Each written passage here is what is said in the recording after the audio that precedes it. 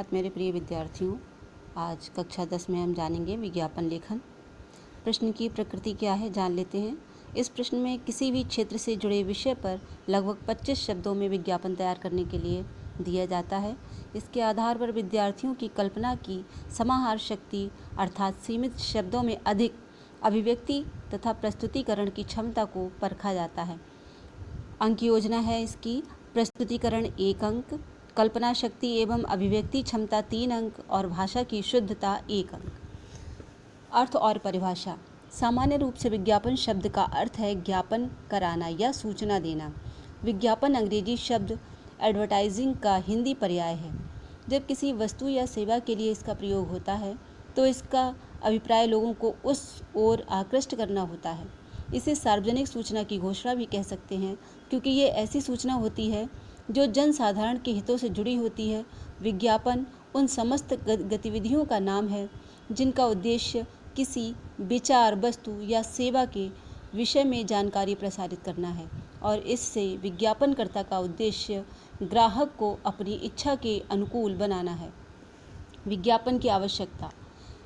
औद्योगिकीकरण के दौर में विज्ञापन का जन्म हुआ। आज विज्ञापन व्यवसाय जगत का एक अनिवार्य अंग बन चुका है।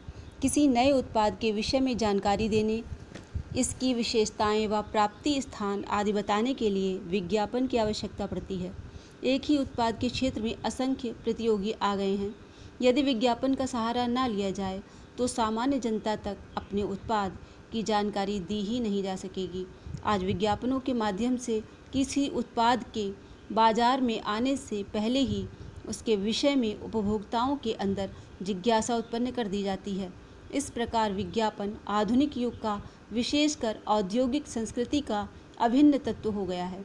विज्ञापन विक्रय व्यवस्था में वस्तु का परिचय कराने, उसकी विशेषताएं तथा लाभ बताने का काम करके ग्राहक को आकृष्ट करने में उपयोगी भूमिका निभाता है। आइए जानते हैं विज्ञापन का उद्देश्य।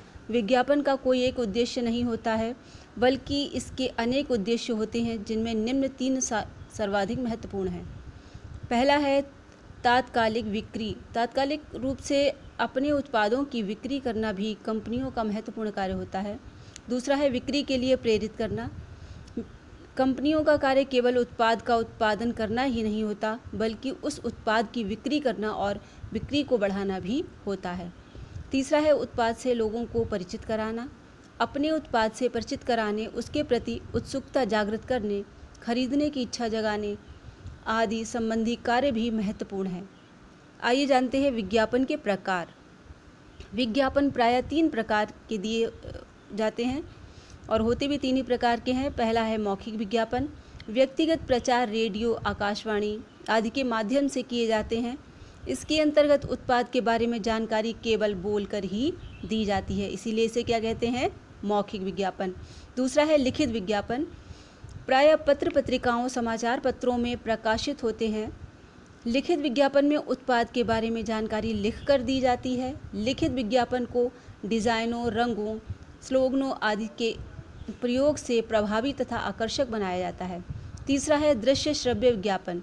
इसके अंतर्गत प्रायः दूरदर्शन में दिखाए जाने वाले विज्ञापन आते हैं।